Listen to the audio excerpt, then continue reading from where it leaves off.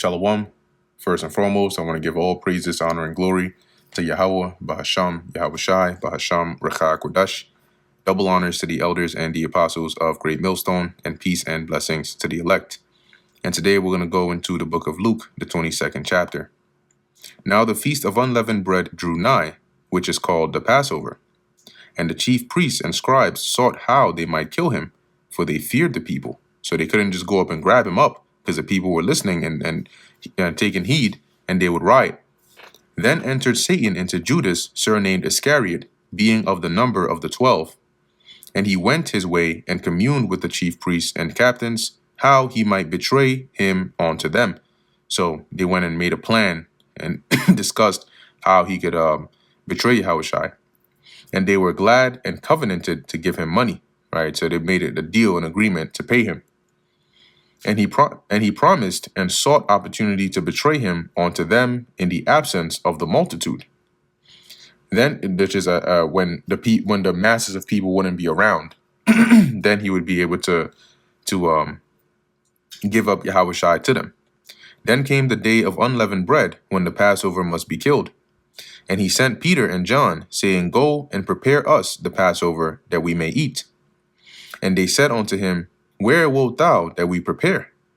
And he said unto them, Behold, when ye are entered into the city, there shall a man meet you, bearing a pitcher of water. Follow him into the house where he entereth in. And that was this was an uncommon sign, because women usually were the ones that would be bearing pitchers, carrying water. Men didn't really do that. So it's not like a very common thing the Lord told them to look out for. This is something that they would immediately be able to spot, because they're like, oh, yeah, that. It's like imagine, maybe not the best example, but, just to get the point across, imagine you're in a society where everything is just like not Americanized, right? And then you see like somebody tells you, look, when you go down this area, it's the area where you see the cross-dresser standing over there. If you see a cross-dresser standing over there, then you know that's the spot. It's going to jump out to you because you're in a society where they don't do that shit. So if you were to see that, it would be a very easy thing to spot out. So it says here, verse 11, And ye shall say unto the good man of the house, The master saith unto thee, Where is the guest chamber where I shall eat the Passover with my disciples? And he shall shew you a large upper room furnished. There make ready. And they went and found as he had said unto them, and they made ready the Passover. And when the hour was come, he sat down, and the 12 apostles with him. And he said unto them, With desire I have desired to eat this Passover with you before I suffer. And they still didn't get it, the suffer part. For I say unto you, I will not eat any more, or I will not any more eat thereof, until it be fulfilled in the kingdom of God. Because this was his last meal, his last Passover with them. And after that, he would be in the spirit world till he would come back again. And he took the cup and gave thanks and said, Take this and divide it amongst yourselves. For I say unto you, I will not drink of the fruit of the vine until the kingdom of God shall come. So he's still looking forward to that. And he took bread and gave thanks and brake it and gave unto them, saying, This is my body, which is given for you. This do in remembrance of me. Right? So that the breaking of the bread, eating that, symbolizing partaking of the body of Yahushua, being in the body of Yahushua. Likewise, also the cup after supper, saying, This cup is the New Testament of my blood, which is shed for you. But, behold, the hand of him that betrayeth me is with me on the table. So they probably all pulled their hands off the table back real quick at that point. But he basically signaled to them that, yeah, there's one of you among here who's going to betray me.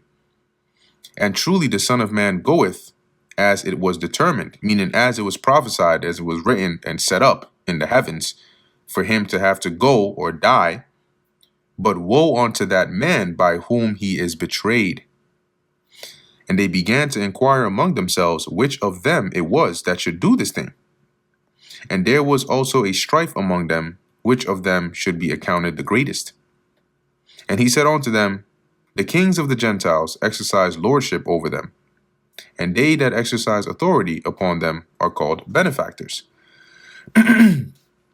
NLT, it says, Yahushua told them, in this world, the kings and great men lord it over their people, yet they are called friends of the people. But ye shall not be so. But he that is greatest among you, let him be as the younger. Why the younger? Because the younger are expected to serve. And he that is chief, as he that doth serve. For whether is greater, he that sitteth at meat, or he that serveth? Is not he that sitteth at meat? Right, the one that sits is the greater one, the one who is getting served. Yes? But I am among you as he that serveth. So I'm your master, but I'm here serving you. Okay, and that's basically being that example. The greater thou art, the more willing you should be to serve. Ye are they which have continued with me in my temptations, and I appoint unto you a kingdom, as my Father hath appointed unto me. And that's a very special thing, man. See, it's one thing to hear it back then, but when you see it manifest, you'll be grateful, to have heard those words. NLT, just as my Father has granted me a kingdom, I now grant you the right. Damn. Ooh-wee. That they may eat and drink at my table in my kingdom, and sit on thrones judging the 12 tribes of Israel. From a fisherman to, to a king. That's crazy. And the Lord said, Simon, Simon, behold, Satan hath desired to have you, that he may sift you as wheat. Meaning Satan wants to sift you. He wants to diminish your faith. He wants to take you out of this position, this ministry. But I have prayed for thee, that thy faith fail not. And when thou art converted, strengthen thy brethren. Right? So the Lord has said, I prayed for you. So basically, you don't, no matter what, you won't give in. You may get weak at a point, but you're not going to break. NLT, but I have pleaded in prayer for you, Simon, that your faith should not fail. So when you have repented and turned to me again, strengthen your brothers. And when was that? That was going to be after he denied the Lord, which he did, right? And the Lord was about to say it right there. And he said, strengthen your brethren, because Peter was the head, right? He was the head of the church that the Lord set up. Upon this rock will I build my church. And he said unto him, Lord, I am ready to go with thee both into prison and to death. So he's like, I'm resolved to go even into the grave with you. And he said, I tell thee, Peter, the cock shall not crow this day before that thou shalt thrice deny that thou knowest me. So the cock, that's what they do, right? They crow early in the morning. All that shit. So they do that. But Yahushua is saying here, before the cock crows the cock crows this morning, you're gonna deny me 3 times. And he said unto him, or unto them, when I sent you, and that's why he said, I prayed that, once you've converted, once you've repented, you strengthen your brethren. And he said unto them, when I sent you without purse and scrip and shoes, lack ye anything? And they said nothing. Right. So when I sent you out to teach, I told you don't take any of these things. And when you went, was there anything you needed? No, everything was provided for you. Then said he unto them, but now he that hath a purse, let him take it, and likewise his scrip. And he that hath no sword, let him sell his garment and buy one. For I say unto you, and this is not justification to say, let me go buy weapons, because the Lord told him to go and sell a garment and buy a sword. For I say unto you that that is written must yet be accomplished in me. And he was reckoned among the transgressors, right? It was written that he would be counted amongst the transgressors. For the things concerning me have an end, meaning they have to come to pass. So the being reckoned amongst the transgressors, meaning he would be counted as a sinner amongst the people and punished as so. Okay, so in him leaving, he was telling them, now you take that purse. Now you take that scrip. Now you have that sword, because I'm not going to be here with you at least physically, anymore. So for a period of time, you're going to be quote unquote on your own, but even still, the Spirit of the Lord is going to be with you. And they said, Lord, behold, here are two swords. And he said unto them, it is enough. And he came out and went as he was wont to the Mount of Olives. So as he usually did to the Mount of Olives. And that's why Judas was able to make that deal, because he knew where the Lord would be. And his disciples also followed him.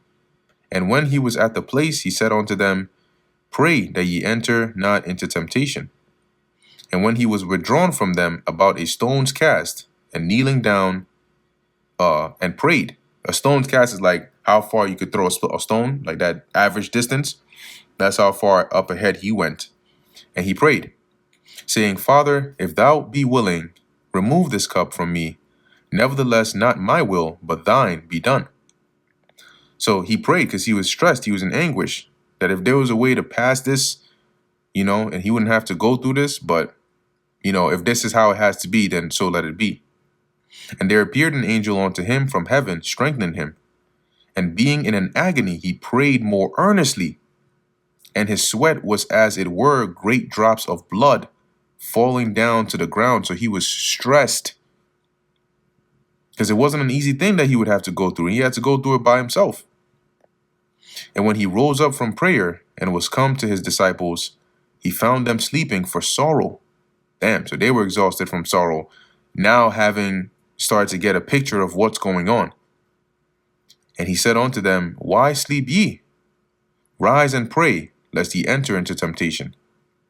And while he yet spake, behold, a multitude, and he that was called Judas, one of the 12, went before them, and drew near unto Yahushua to kiss him. That was like a greeting, kissing him on the cheek.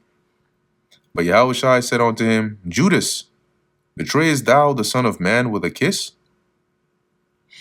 When they which were about him saw what would follow, so when they realized, oh, Judas was the one and he just betrayed the Lord, he's what the hell? They said unto him, Lord, shall we smite with the sword? We got the swords. Should we go ahead and get to work? And one of them smote the servant of the high priest and cut off his right ear. And Yahushua answered and said, suffer ye thus far, meaning that's enough. And he touched his ear and healed him. Then Yahushua said unto the chief priests and captains of the temple and the elders which were come to him, be ye come out as against a thief with swords and staves? They came there with the swords, the staves, the armies, enough men. He's like, you coming out like you coming out after some thief or some grave criminal. When I was daily with you in the temple, ye stretched forth no hands against me, but this is your hour and the power of darkness. And so he's like, I understand you have to do this because, as it says, this is your hour. This is the time in which you have to fulfill your lot. NLT, why didn't you arrest me in the temple? I was there every day. But this is your moment, the time when the power of darkness reigns. Then they took him and led him and brought him into the high priest's house. And Peter followed afar off. And when they had kindled a fire in the midst of the hall, right, to warm up, and were sat down, Peter sat down among them. So he was trying to stay, as low-key as possible. But a certain maid beheld him as he sat by the fire, and earnestly looked upon him and said, this man was also with him. So she's looking at him. She's like, yeah, that's him. He was one of the disciples. And he denied him, saying, woman, I know him not. And after a little while, another saw him and said, thou art also of them. And Peter said, man, I am not. And about the space of an hour, of 1 hour after another, confidently affirmed, saying, no, of a truth, this fellow also was with him. For he is a Galilean. No, he's one of the disciples. And Peter said, man, I know not what thou sayest. And immediately, when he yet spake, the cock crew. So just as he finished saying that, the cock crew. And the Lord turned and looked upon Peter. And Peter remembered the word of the Lord, how he had said unto him, before the cock crow, thou shalt deny me thrice. And Peter went out and wept bitterly. And the men that held Yahushua mocked him and smote him. And when they had blindfolded him, they struck him on the face and asked him, saying, Prophesy, who is it that smote thee? And many other things blasphemously spake they against him. And as soon as it was day, the elders of the people and the chief priests and the scribes came together and led him into the council, or into their council. So when the morning came, they led him to their council, saying, Art thou the anointed? Tell us. And he said unto them, If I tell you, you will not believe. And if I also ask you, you will not answer me, nor let me go. And he said that because he knew this had to happen. Hereafter shall the Son of Man sit on the right hand of the power of God. Meaning that after this, like, that's mission accomplished. He's going to go and sit on the right hand, sit thou on my right hand till I make thine enemies thy footstool. And really everything is going to be committed into his hand.